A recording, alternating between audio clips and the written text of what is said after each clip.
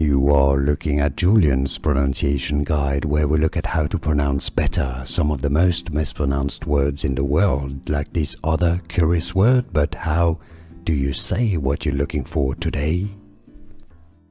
Let's learn how to pronounce correctly those two words. Many get confused by them and mispronounce them, and there are different pronunciations in British English and American English. So let's go through all of those. So the top word here is pronounced in British English as north.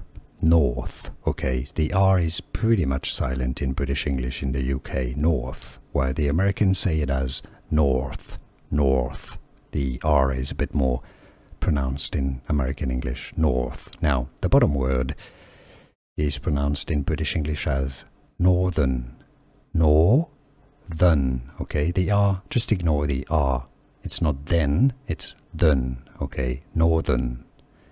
Now the Americans pronounce the R's and say it as northern, northern, northern. So top word is north, British English, or north, American English, while the bottom word is northern, British English versus northern, American English. Did you get this? Could you hear the difference? Let me know in the comments. I hope you did. See you soon.